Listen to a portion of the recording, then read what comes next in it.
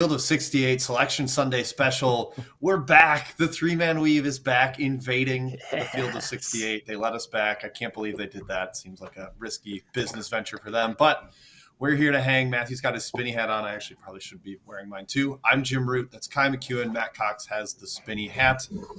Fellas, we're going to break down the bracket as only we know how from a little bit of a gambling lens. We'll give some of our best bets from the first round and any potential matchups that intrigue us from later on in the tournament, going roughly region by region.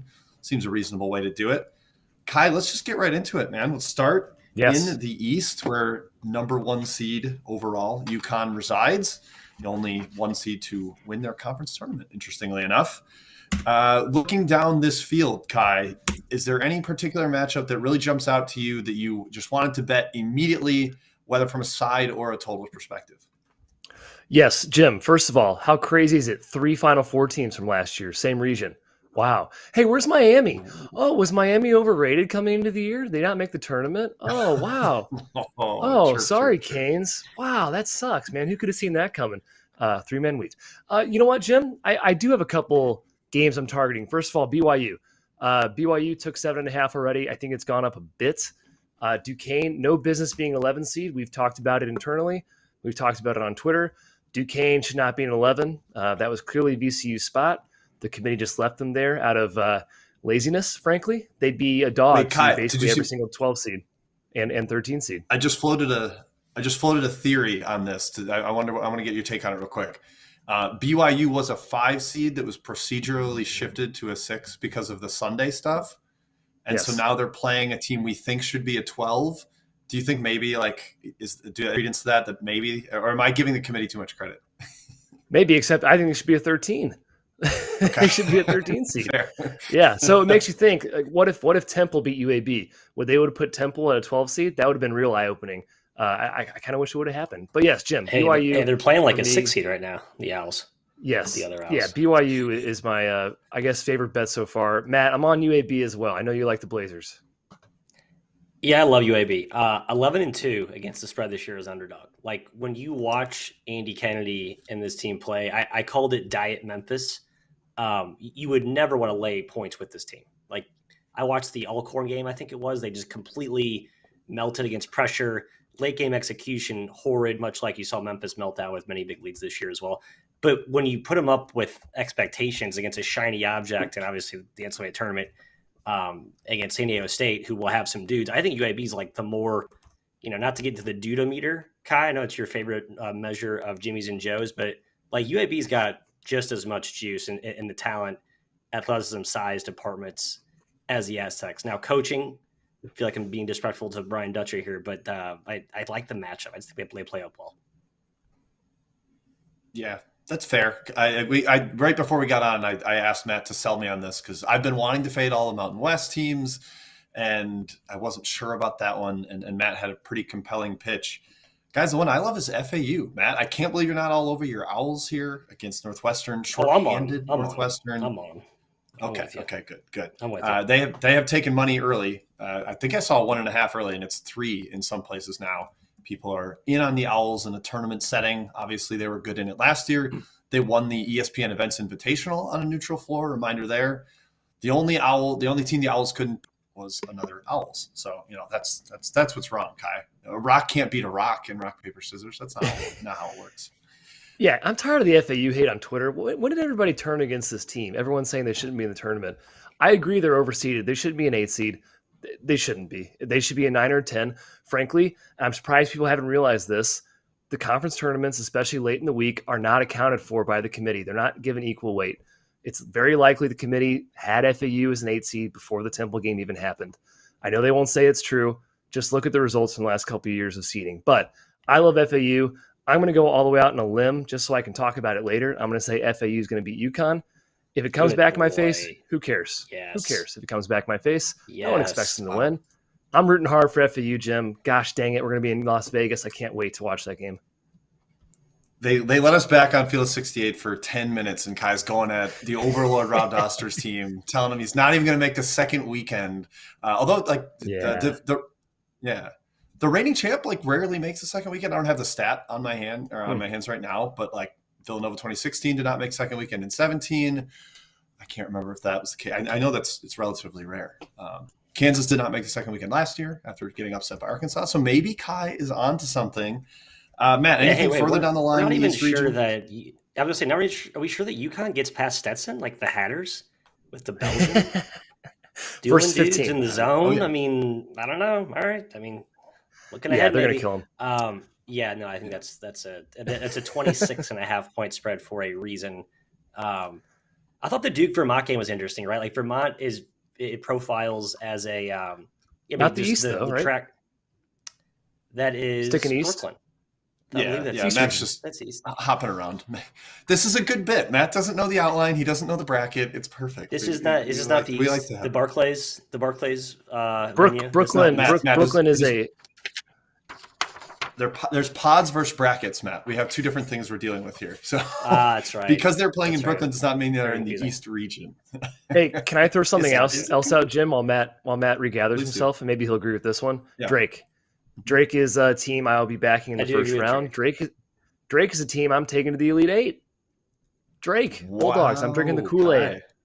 I'm sad the Sycamores didn't make it. It's very sad, but I'm replacing them with Drake in my heart, in my bracket. If so facto, Kai, you're telling me you're anti-Iowa State, who just tore through the Big 12 tournament, destroyed Houston in the final. I assume we're going to get a ton of Iowa State fans in, I believe that's in Omaha. So there's going to be plenty of red there, Kai. Are you worried about Drake. The potential home crowd? And Drake, I guess Drake will travel well too. No. Here's the deal with Iowa State. Their offense is not very good, and that's the big problem. And I think Drake can – hey, good point in the chat, Nick. Drake, I think they are the number one defensive rebounding team in the country. Man, I like that as a team I can back, and I know they can score. Tucker DeVries, man. I know Iowa State's great defensively. I worry about teams that can stagnate offensively in a tournament setting. So I do like Drake here. All right, Matt, anything else down the line in that region you like? Isn't everyone picking Drake? That's my concern. Do you mean? I feel like we need to. We're probably not over Iowa State. A little bit. Nah. Right, how good did Iowa State do last year? Yeah, no, the Iowa State offense bothers me. That's my only concern. I do think they smack the Jack Bunnies, though. I think that pressure is just going to be way too much for Zeke Mayo and the boys there.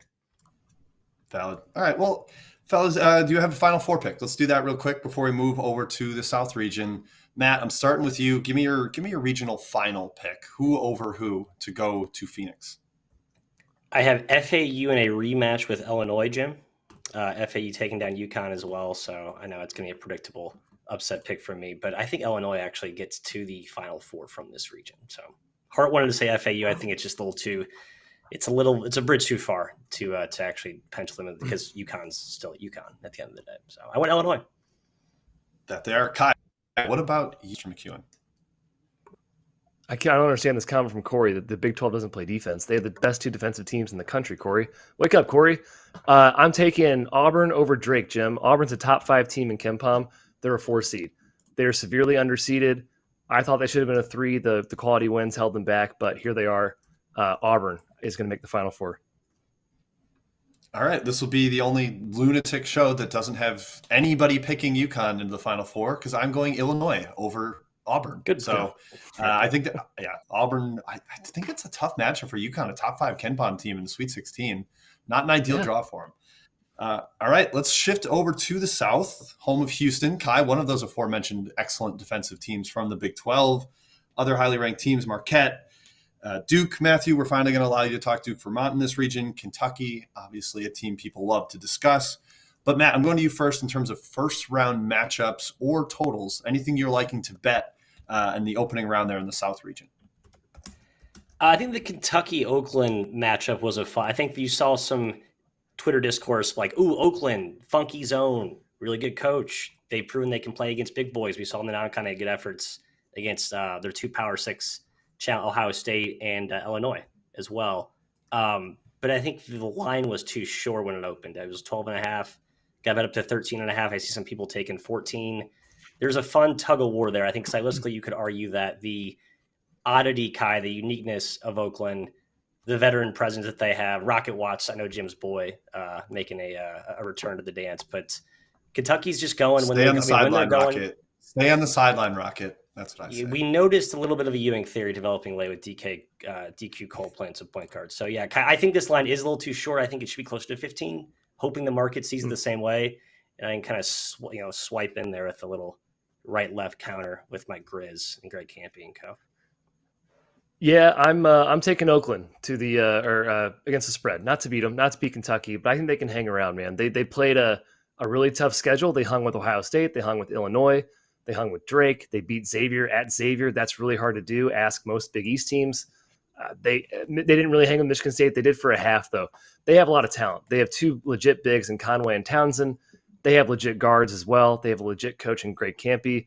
He is going to muck some things up with the zones he can throw at Kentucky. Now, I'm worried Kentucky just bullies them on the boards, but I kind of trust Oakland to get back in transition and at least slow down that attack a bit. So I like Oakland at plus 13.5, Matt, is what I got it at. Wow. Okay. Both of you diving in on the Golden Grizzlies. Kai, is that your favorite from this region, or are you just propping up Matty Cox because he needs the ego boost?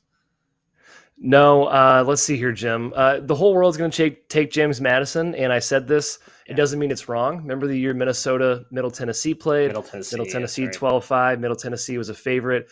Everyone took them. Guess what? They won. Just because the talking heads on CBS say James Madison's going to win doesn't mean it's wrong. I do think James Madison is the pick there for me. Not my favorite, though. Jim, the favorite in this one is a first four game, Colorado. Colorado -2 against Boise State is my favorite bet in this region if you want to include the playing games. Buff. I'm doing the flex emoji for the buffs, the buffs. Yeah, Kai, I think it's a great spot for them. Like, they're finally healthy. Cody Williams looks good. They're a different team with him out there, him and De Silva back healthy. And again, I am team fade Mountain West in this tournament. Apparently me and the NCAA selection committee are aligned because they knocked all of them down a seed line except San Diego State, seemingly, from what was projected. Two of them in the first four. That was not what most people were projecting there. But Kai, I love that. I love Colorado. I also like James Madison. And guys, I love Nebraska. The way they've been defending since the start of February, they're a top 5 defense at Ken Pom. The only person that unlocked it was the Terrence 40 burger at the Big Ten tournament. That, it's tough to stop. That guy can really score. And against Texas A&M, a team who plays a super compact brand of man-to-man, it's like almost a zone. You get a ton of threes. Matt, last year they played a bombs-away Big Ten team in the first round, and Penn State torched them. I think Nebraska could do the same thing. They away. I hope Mr. Tominaga becomes a household name after that. I just fear what happens to them against Houston. Yeah, the defense concerns me, Jim, because I like the over a lot here. Like, A&M's recent resurgence has come a little bit more out of a freer flowing, more up and down offense. Like, they're not sitting in the half court and watching Boots Radford dribble the ball for 20 seconds, set 2 ball screens, throw up a crap shot, go play volleyball in the glass. Like, Buzz actually realized, hey, we're not really good at half court offense. We should probably be a little more opportunistic, with Wade Taylor and Boots and those guys slashing. So I think this game is a ton of possessions. It's actually a really fun game. In Nebraska, as we know, under the mayor and when Tominaga gets going, and they get those transition threes burning, that can be an 80, 85 spot on an A&M defense that has not been super consistent all year. Like, they've had some leaks. I watched Alabama hang a million on them. That's obviously not the caliber that you get with Nebraska, but I like the over here, Jim. So I'm hoping the resurgence of Nebraska's defense stays at bay just for the opening round for points. 145. Yeah, I think that one makes sense. Yeah. Kai, I think we both agree here that Houston, coming off a 25-point butt kicking in the Big 12 tournament final against Longwood, a team that has not really held up well against better competition as a big underdog. I'll get the numbers here in a second. Just kind of tee you up for it. I think we both love Houston, yes? I think Houston's going to win by 40. No disrespect to Longwood. This team is good. They're talented. The problem is they win by physicality. And guess what we saw a couple years ago when they were in this tournament at the exact same team style, and they played Texas Tech. And Texas Tech absolutely decimated them. It wasn't close. Houston is going to do the exact same thing. It's not going to be a game, in my opinion. No offense to Longwood. 22 is so short. I sadly agree with you. Yeah. 22 feels short. The only reason it's short is because it's a low total. It's like a 128 total. Like, right.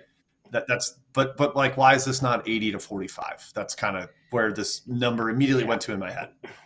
Yep. Yeah, I was thinking Longwood could be, if it wasn't Houston, I would be making a case to, hey, this is not last year's Longwood. You look at Evan Maya's situational rating adjustments, how you played against good teams versus below average teams. The Longwood actually ranks, I think, in the top 30. So haven't played many, but they have played better against, upper half of the country competition. But again, Houston's just different, right? And coming off the angry spot, that's not going to go well. Yeah, they've only played one top 100 team. It was at Dayton. They did lose by 9, so it wasn't like crazy one. But I just can't get. Oh, sorry, it was Tennessee, not Texas Tech, man. Tennessee. Yeah, thanks, Ted. Yeah, same thing. A physical team. You need to play a finesse team if you're Longwood and want to beat them. It's not Houston, man. You can't beat them at their game. Yeah.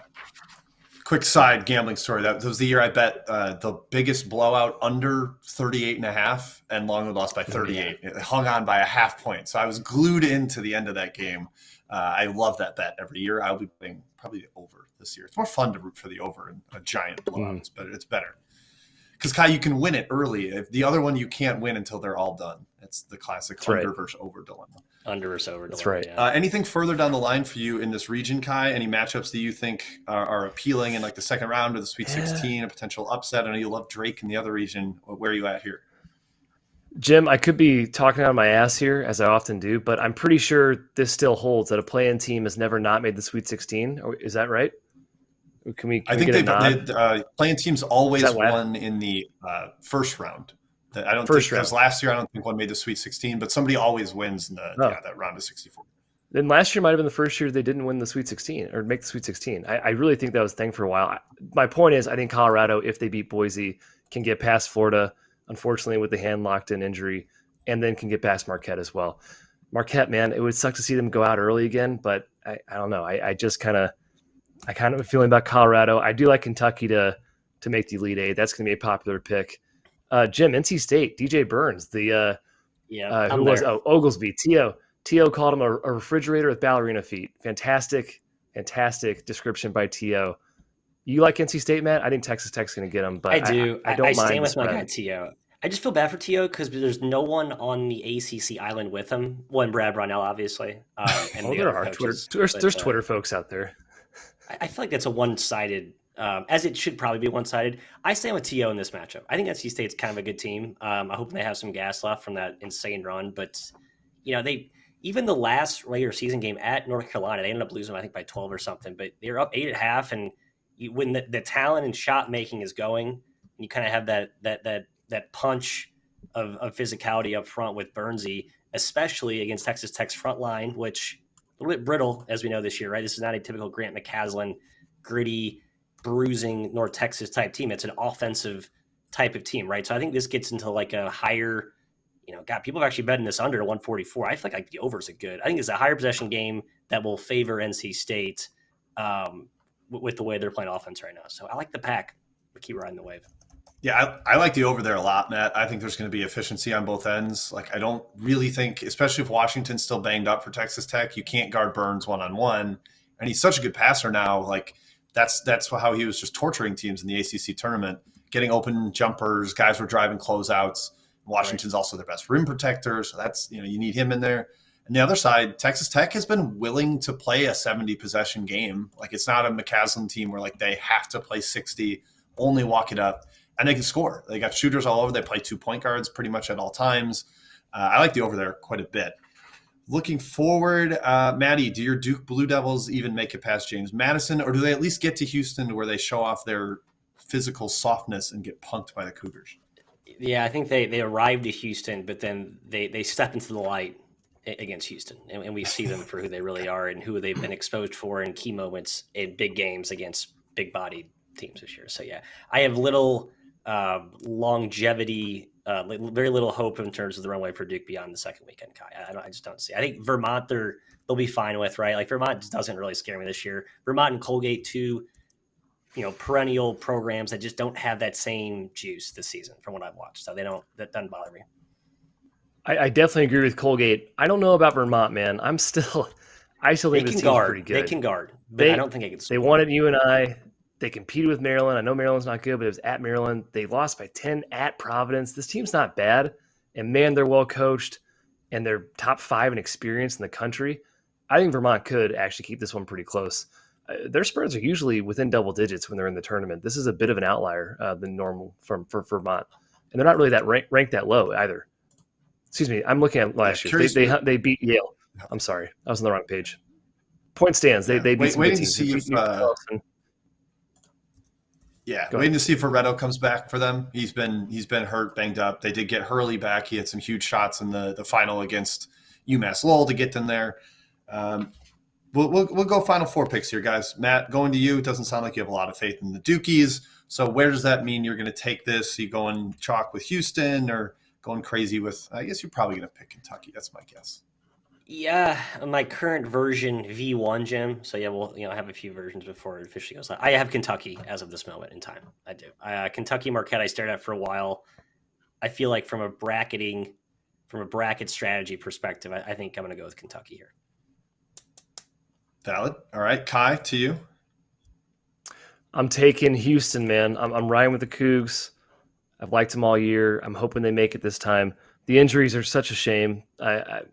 They seem to go through it every single season. Maybe it's because they play so darn hard. But yeah, I'm taking Houston, Jim.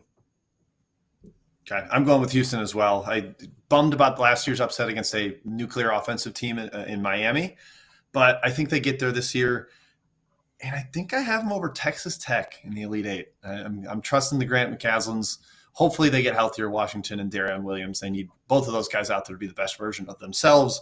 But the guards, the shooting, I do believe in that. Kentucky, young team that I think could get tripped up early in the tournament. And then Tyler Kolek's oblique. Get better soon, Tyler. We hope he's able to be full strength for the tournament. All right, moving down to the Midwest region, led by Purdue, who just dropped one in overtime to Wisconsin.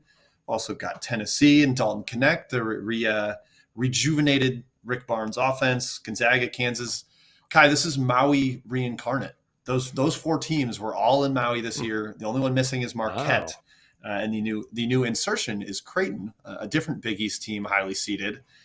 Anything jumping out at you early on in this particular region, first round sides or totals?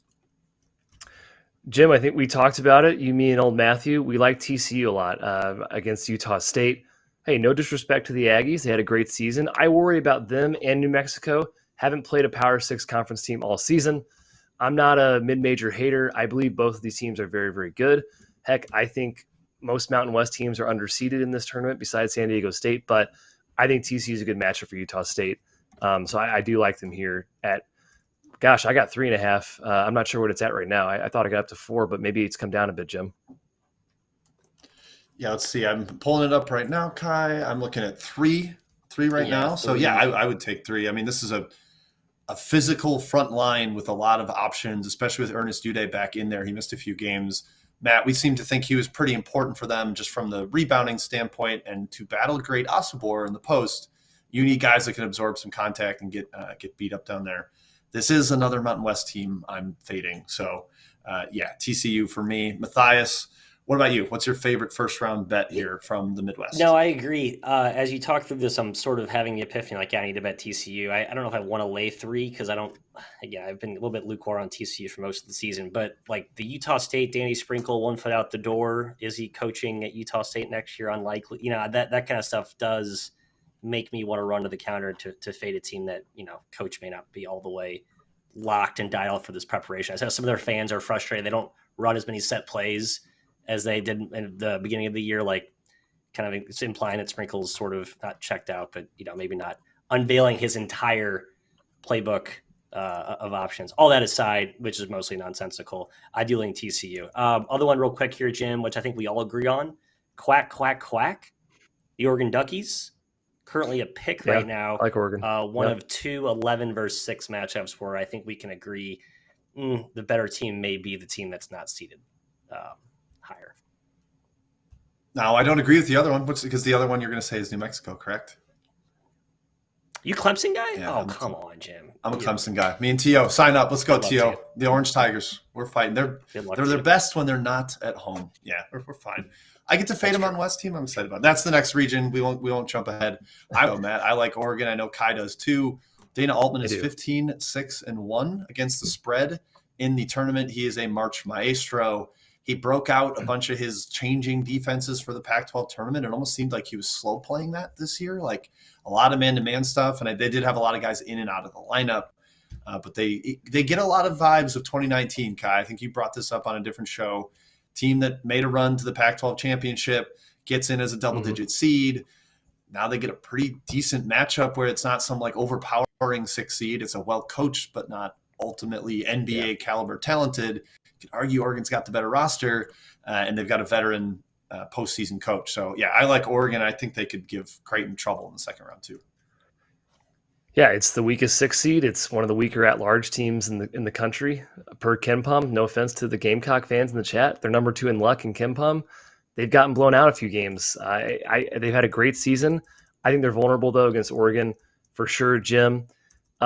Elsewhere in the region, I don't think Samford can compete with Kansas. If Kansas is healthy, they're a sexy pick to be an upset for sure. But, man, this spread's come down to 7. I'm ready to take Kansas. I think Dickinson and McCullough are going to play. Look what Purdue did to Samford, man. They beat him by 50, and that's really the only light competition Samford's played all season. Dickinson can do the exact same thing. KJ Adams can do the exact same thing. I like Kansas there. And then one more, Akron. I'm back in my Zips. Plus 13 is too much. They're a great tournament team under John Gross. I think they can cover against Creighton. Yeah, John Gross 7-1 against the spread as a ball coach. I know none of those were at Illinois, much to Illinois fans' chagrin, but he has been very good in the MAC as a coach in the tournament. And yeah, Kai, no, I'm with you on all those, actually. I think we're fairly well aligned in the Midwest region. Maddie, let me float you the first 4 game, Virginia, Colorado State. I just want to get a quick, do you have an opinion? Because Virginia had a lot of people up in arms that they're in, kind of myself included. I don't want to watch them play basketball. It's like a anemic version, even on the scale of Virginia teams. Yeah. But can either of them pull off what Kai was discussing and win a game or two straight through from the first 4 and get to the Sweet 16? That would be against Texas and Tennessee. Yeah, I think so. Just because, well, I'm going to isolate Colorado State. I'm kind of writing off Virginia entirely. I think that this is another one where it's dangerous. The entire world thinks Virginia stinks. They shouldn't be here. That they're going to lose, and it's sort of one of those things where Tony Bennett wins 2 or 3 out of nowhere with, Reese Beekman goes for 30 or something. But my gut tells me Colorado State wins this first one, and I think just Nico Medved in a short turnaround could be tough for those matchups you mentioned, Jim. But I don't know. Neither of the playing games. This one especially. I just don't think there's a ton of long, deep runway potential. I just don't see it here. I feel like we always kind of get that sense, though, and then one team that you're just like, wait. One team breaks through. Like when UCLA went to the Final Four, they had lost 5 games in a row. And it's like, yeah, they're playing terrible. Why would they go on a run? And suddenly they're, in the final USC weekend. Did it. Yeah, it's always teams that you don't expect. That's fair. Probably some random Pac-12 team. I will almost certainly be on Virginia in that game. Virginia. I think I am too. The no fun bowl, and it's a Mountain West team again for me. I am going to be consistent with that, guys. I think I'll go at worst 4-2 betting against the Mountain West teams. That's where I land. This is the year they go 6. But I will say, since 2006, the conference is 23-46 against the spread in the NCAA tournament. That is 33%. That is terrible. And that includes like a 4-1 run, 5-1 last year from San Diego State against the spread. So you take that one run out from a team that's not at elevation, and it gets even uglier for the Mountain West. So I will continue to fade them. Kai, what do you think about Tennessee? Rick Barnes, not a good tournament coach either. 9-21 against the spread. St. Peter's, the darling 15 seed. Can they continue that magic that they had from a few years ago, or does even somebody like Texas get them in the second round? Yeah, I mean, I guess people are going to take St. Peter's against the spread because they remember the magic run. This is not the same St. Peter's team. They're not even close to that level. They have a bit of the same identity with Bashir Mason, right? They scrap, they hit the boards. The caliber of player outside of Corey Washington is not the same for this team. And I think Tennessee is so different this year, man, with Dalton Knecht. You've heard it being said a million times now by now. He changes their offense. In the past, they haven't had great offensive teams. This year they do, and it's mainly because of Dalton Knecht. So I don't think Tennessee is going to have much trouble with St. Peter's. Will there be enough possessions for them to extend this game past 18, 19, 20 points? It's a good question. Once they get past that, I do expect them to get past Texas, and then past that, Jim, I'm kind of unsure. Right? My first draft, I had Creighton going to the Elite 8. I might change that because I'm getting a little Akron feelings in my plums that I might have to readjust for. I need you to not ignore your plums, Kai. Acknowledge your plums. I don't want to ignore my plums. We call them plumes on this program. We call them plumes. Yeah, one of us does. That is a Matt bit. That's all. All right. Let's see. What else we want to look at here before we go Final Four picks? Kai, if we get a Purdue versus Gonzaga rematch from Maui, Can the Zags take them down? And I'll ask you this as well. McNeese was the team I think a lot of people wanted to bet in the first round, and they get a very difficult matchup. Couldn't Gonzaga even get out of that matchup to even get to Purdue? From an analytic standpoint, from a power rating standpoint, Gonzaga is the best 5 seed in the tournament. So yes, McNeese got a horrible draw. Gonzaga, I'm shocked, got a 5 just from the resume. Again, that's the predictive analytics doing the work. The committee definitely leaned into that, as they're supposed to do. But still, I think many would have had Gonzaga as a 6 or even a 7. I think Gonzaga gets by McNeese. As much as I like McNeese, I think Gonzaga probably beats Kansas too. I'm really liking this team lately. They're studs. Obviously, they beat Kentucky at Kentucky. They can win big games. And Kansas, I think they're going to get past Stanford. I do think they're a little bit vulnerable, though, past that. Yeah, Kansas is a vibe to me of a team that's better, that has not gotten better from early in the year, whereas Gonzaga has taken off and like clearly become a better version of themselves. Yeah, sorry, man, not to cut you off, but yeah, I wanted to step in with that. No, I think that's the Kansas, like Bill Self talking about how he thought this week was such an important like reset time for them. Like you could see them coming out and just shredding Samford's press. Now, I think with Samford in that tournament, so they had to play a lot of slow teams, though they won some kind of slower possession, grinded out types of game. Like I like seeing Samford be a little more chameleon-y than I thought they were, right? You know, more of a one-trick pony, can only win their way. But Bucky's ball has some like 1-3-1 zone traps in there. They got some 2-2-1 delay. Like there's a lot of different curveballs they can throw at Kansas. It's not just like we're gonna come out and trap you and pressure you, which if they just had that in their back pocket, we all know KU, if there's one thing they can do, can't shoot, they can pass. Their bigs can pass. They can just go ping pong and shred that press in a second. So I was back and forth in that game. I think Samford has grown on me as a giant killer potential, but I don't love the matchup, especially if KU comes out healthier, as it sounds like they will. Yeah, that's the ball handling is that's like the biggest strength of that KU team. With Harris and McCullough can pass over the top. You can let Adams break pressure. I don't like that matchup at all for Bucky ball. That's an issue. We do have a big announcement per the overlord, Mr. Robbie Doster. Fellas, this is the most watched stream in Field of 68 history. Woo! Not just us. I think it's the whole Selection Sunday special. Just us. Yeah. It's because of us. I mean, we obviously put it over the top. The late night hangs with the chat here. People are having a great time. There are 4 figures worth of people watching right now, Kai. Wow. So make sure those takes are cooking. Wow. Really, shout out to the turn it up a notch. We appreciate it. We appreciate everybody tuning in. We're having a blast talking ball here on the Field of 68 presented by BetMGM. All right, guys. Next up, well, I guess we could do Final Four picks. We'll do that real quick. We'll recap them all at the end to make sure people don't miss anything. But in the Midwest, Matthias, going to you first. Again, this is the Maui Invitational Region. Who are you taking here? I almost went Oregon, but I'm not that crazy, Jim. Wow. Not yet. It's only 10:45, maybe 2 hours. I'll be officially penciling in Oregon, but Gonzaga was actually where I was going with this. I haven't officially made my V1 current pencil edition, number 2 pencil, has Gonzaga knocking off Purdue. Mr. McKeon, your thoughts on that? This is a tough one, though. What did John Rothstein call this region? The region of tension. I don't know. So yeah, I'm very tense trying to parse through. What's the difference between that and the region of drama? I don't know. Of drama, I don't know. The region of gladiators, though, the East. We got to spend like 20 minutes on that one again. That's good. Kai, sorry, your thoughts. You know what? I have to stick with my guns here, fellas. I took Purdue at the beginning of the season. I'm taking Purdue all the way once again. Not to give away the Final Four pick, but Purdue's going to pull Virginia. They're going to lose to 16 seed. They're going to win the national championship. That's going to be the formula for success. When UNC loses to Howard this year, UNC will win it the following year. That and it's just going to keep going like that, and so on and so forth. So yeah, I'll take Purdue. And Jim, I'm usually a one bracket guy. I have a bracket in front of me. I filled out. I'm scrapping it. I'm doing a couple changes here. I'm not a one bracket guy anymore. So I gotta think about who I'm going to have Purdue playing in the Elite Eight. I know you're on pins and needles. They call him Kai polygamy right there. He just can't stick to one. He is a poly bracket guy now. We've lost him. Wife. He's converted from that world. Hey, all right. I can't wait to meet the second and third one. First one's great. All right, I'm going with Purdue as well. I do think they get there. I think they win the second Maui Invitational. They won the first time, and really the team that gave them the most trouble at that Maui Invitational was Marquette, and they're not in this region. I liked the jump shooting Jays a lot in the preseason, Matthias, but I think that's really tough to sustain over 4 highly competitive games. And if we're listening to Kai's plumes, they could be in trouble in the first round. So Purdue for me, over. I will say Purdue over Oregon. So I'll go with that. Yeah, you guys can miss. All right, moving on to I'll look closer. Akron, I'm with you there. I'm with the zippity doodahs.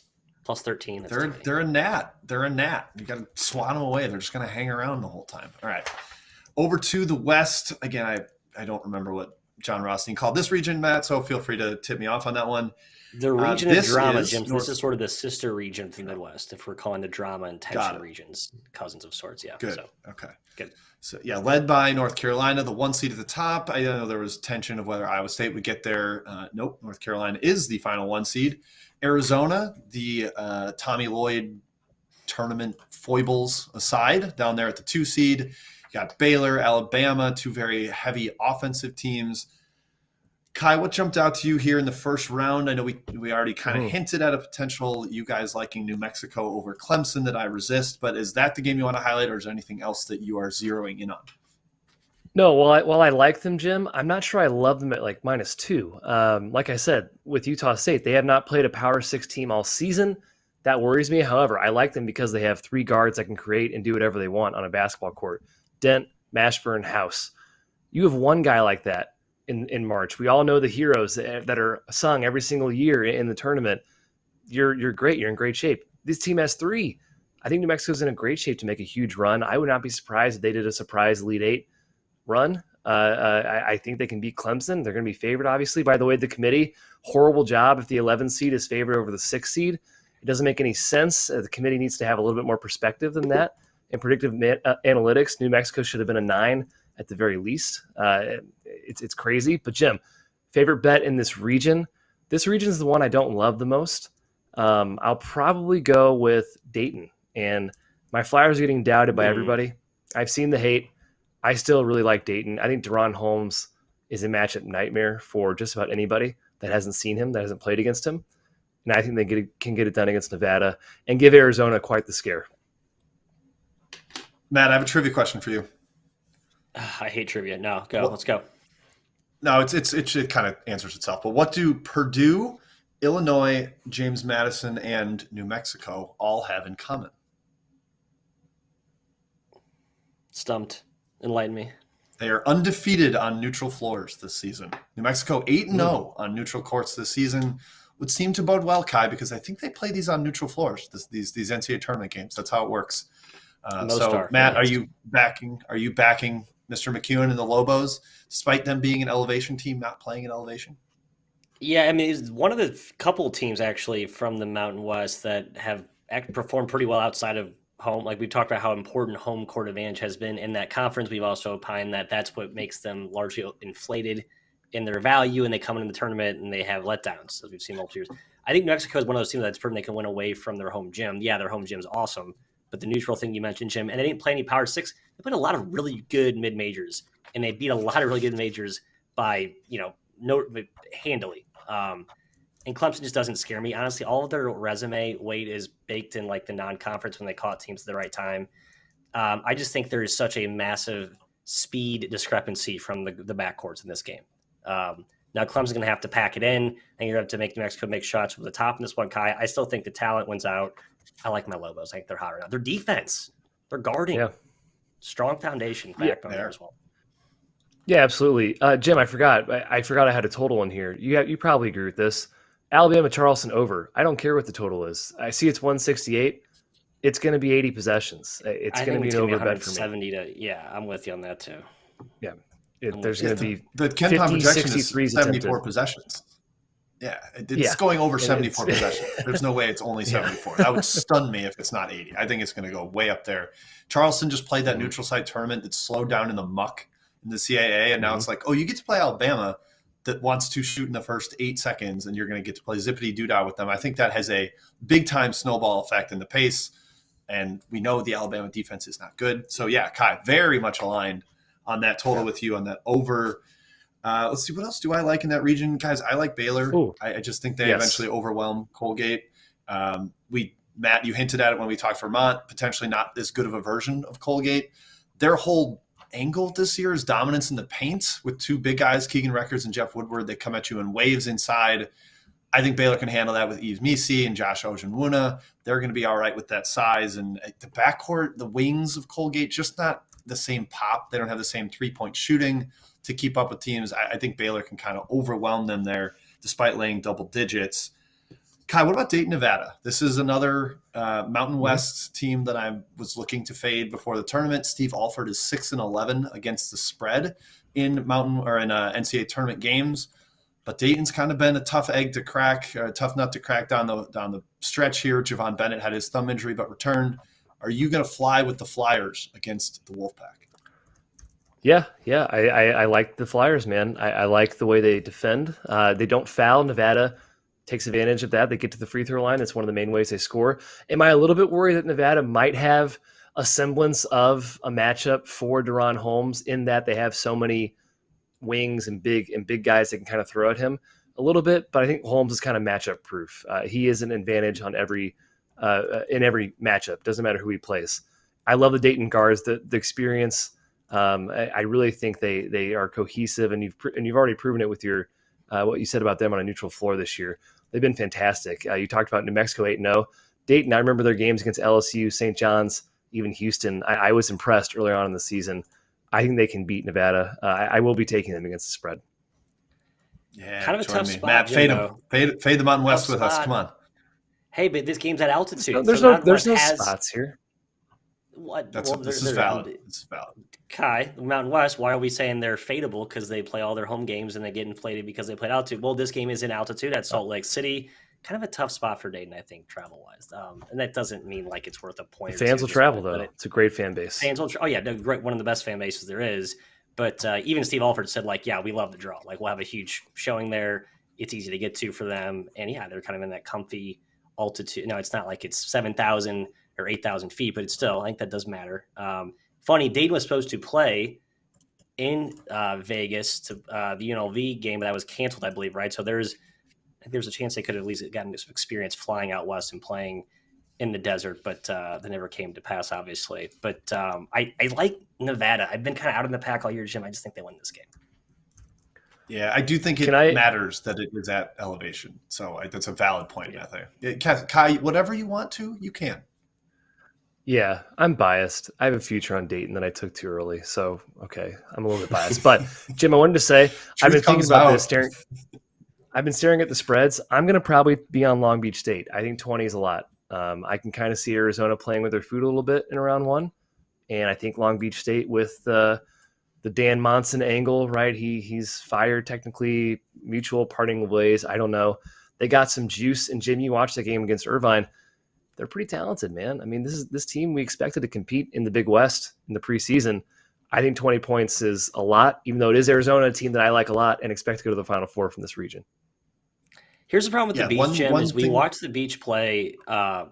We watch the Beach play UCLA every year, and UCLA runs them out of the – like they try and play the super fast-paced stuff against the big boys, and that tends to just blow up in their face. And obviously there's no worse team to employ that against Arizona. Maybe they played a fast game with USC this year and lost in overtime. So potentially, and that was when Collier and Boogie Ellis were still healthy. They beat them. They faded down the stretch. They lost their last 5 games of the regular season, which is what got Munson fired. But I think there was the rallying cry within the locker room of like, wait, we're better than this. Let's not let him go out on this sour of a note. And yeah, Kai, I watched the Irvine game. It's like, yeah, they have athletes like both Traores who are not related, but are both very, very good. And the one key here is Sahonis' health. He had a little groin thing late in that game, and he couldn't really get the one-on-one creation that he needed. But yeah, the way to beat Arizona is what Princeton did last year. Force them into the half court, make them execute, take away their transition buckets. That's not really what the Beach wants to do, but I regardless still think 20 is a little high. And Tommy Lloyd has yet to cover an NCAA tournament game. He is 0-4 at this point in his career. So I'm not in a rush to back him and get to the window and side with him. Matt, anything further down the line in this bracket? Do you think your Gales can go far from where they're at coming out of the WCC? Are you going to side with the 1 seed eventually? Or are you going to be like me and you're going to have Baylor go pretty far? Because I think that's the team I'm warming up to in this region. I agree. I think Baylor's going to be my Elite 8 rep. maybe Final Four rep. I need to think about that. Still, I thought you liked New in the Mexico over incubation Baylor. phase. You Benedict Arnold. No, did I say that? Oh. We'll check the tape. I'm still deliberating, but point is, I'm with Jim on the Baylor love. However, I look at the St. Mary's Grand Canyon matchup. That's one where I wasn't a huge Grand Canyon guy coming in. I just felt like they had some offensive hiccups that bother me. Like they get kind of stagnant sometimes. I know their guards are good, but they're not overly dynamic. They feel reliant on Ty and Grant Foster to go off to really lift that offense to a new level. And so you get caught in an execution type war with St. Mary's. That's not a good matchup for them. And then Charleston feels like kind of same versus same, matchup, which doesn't necessarily bode well for Charleston. But Jim talked about how bad Alabama's been defensively. Like, I think Charleston's probably not getting the same love as they were last year. They're not like the darling pick that they were last year at San Diego State. I think people are actually sleeping on them because they're so afraid of Alabama's offense. The reality is Alabama hasn't guarded anything the last few weeks. Like, go look at all their scores. They haven't guarded anything. So I think Charleston, tough matchup, first half might come out and punch Bama in the mouth. We'll see if they can keep up for 40 minutes. But I'm looking at a first half Charlie wager. That's sort of where I landed, Jim, as a late addition. Yeah, it's not just like the defense for Alabama. It's everything. Like they're dead last in Haslametrics momentum statistic. Like all of their worst games are the last like 2 weeks. It's been kind of a bummer to see. I don't know where the life has gone with that team. They got Wrightsell back playing more minutes. I thought that would be the boost and hasn't really lifted them. That's I like Kai. I've had a tough time with the Final Four team from this region. Do I have to come back to North Carolina? Do we get that's what I'm expecting is the rematch Carolina Baylor from that nice 1-8 seed game when Carolina ended up going to the title game. It was like a 20-point lead, and then Brady Manick got booted, and Baylor came all the way back to force OT. I guess let's just go straight to that, Kai. Final Four picks from this region with your Elite Eight matchup. First of all, I expect Alabama to bounce back in this tournament. I expect them to beat Charleston pretty handily. Look at their results this year against teams that aren't their caliber. It's pretty shocking. I mean, they've just blown teams out. They have that gear. I think they're going to get it back. The problem is I don't see St. Mary's being able to beat them, and I love St. Mary's, and it was going to be kind of a sexy pick to have them over Alabama. I just can't see it with Jefferson out. St. Mary's just doesn't have that next gear. Alabama, I'm taking the Elite Eight, Jim, but I'm taking Arizona to the Final Four. Again, I'm biased. I have a future on Arizona. Please get there, Tommy Lloyd. I am a little bit nervous about Caleb Love, but there's a solution to that. All Arizona has to do is lead by 15 to 20 the entire game. If they do that, the Caleb Love thing doesn't come into play, and Arizona is going to win every single game. It's awesome. If they're close or behind, they're screwed. Caleb Love will shoot them out of the game, and they will lose. So live betting opportunities galore in the Wildcats games. Oh, yeah. All right, Matthew, what about you? I'm going Baylor. I feel like the winner of Baylor, New Mexico, should that matchup come to pass, can give Arizona fits. Obviously, Baylor is just better, probably top to bottom. Some of their zone stuff can maybe throw a wrench in what Arizona's offense brings to. But I just think New Mexico's guards are just deeper and more trustworthy at this point. I know they've been kind of Jekyll and Hyde, but the way they played the last weekend, I'm just pretty loco for Lobo. So I'm staring at. I'm gonna go Baylor, Jim, officially for my for on the record here. But I think New Mexico has a chance to bounce to the Elite Eight there and scare even whoever comes out of that top portion with UNC or Bama. You are ridiculously loco for your Lobos, and I'm gonna punch you in the mouth with Clemson in the opening round. Me and Brad Brownell are gonna take you out. Ooh, my pick is Baylor over. Yeah, that's right, baby. The athleticism of Joe G. Baylor over North Carolina is my pick in that region. Fellas, we are now going to recap all of our Final Four picks. These are presented by Vaulted, the Vaulted app. So, Kai, I hope you don't have any continuity errors between your individual region picks and what you have, what you're going to say here in the summary. I will say mine first to allow you to gather your thoughts. I have Illinois, Houston, Purdue, and Baylor in the Final Four. So it's the Big 10, Big 12 Invitational. That is, as Matt said, version 1.0.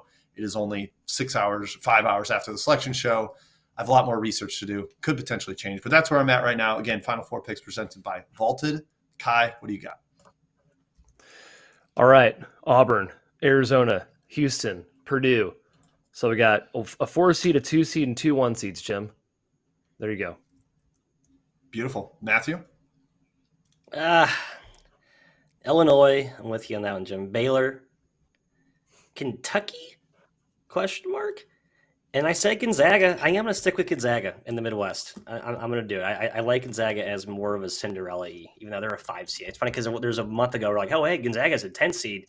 Now they're all the way up to a 5 seed. Now they're kind of back in that front runner favorite spot that I was hoping they'd be more in the Blake Stepp, cute, fun underdog role. But now they got expectations. But yeah, they have a good draw though. That's the key. They have a favorable draw, unless Purdue, of course, meets up with them in the suites.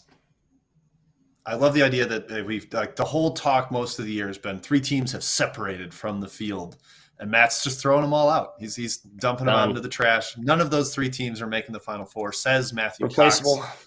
Final, Sure. yeah, replaceable, exactly. Fellas, that's it. That's our hour here on I don't the like Field this of kind of 68. Sorry, I don't like this connotation from Sheep in the chat that we're sleeping on UConn. They're the number 1 team in the country. Sheep, relax. We're not sleeping on UConn. We're wide awake. We're wide awake on UConn. FAU. Yeah, FAU. Go listen to any show I've done in the last 2 months. I have said UConn is the best team. They're mostly impervious to matchups. They don't have the Achilles heel that some of the other elite teams do, but these fellas love the Owls. I think Auburn's a really tough draw as their 4 seed, especially with how well Auburn's playing right now. So that's where we landed. If you want to hear UConn get picked to the Final Four, you can find plenty of places that will do that. I promise you. I assure you. So feel free to check out any other bracket show. But that's it for us, guys. We are the 3-man weave here on the Field of 68 Selection Sunday Marathon. It's a pleasure to drop in and be back a part of the network. Thank you to all of the wonderful sponsors. Thanks to Robin, Jeff, and Dagan and Trevor for letting us come back. For Matt Cox, for Kai McKeon, I'm Jim Root. Enjoy your bracketing.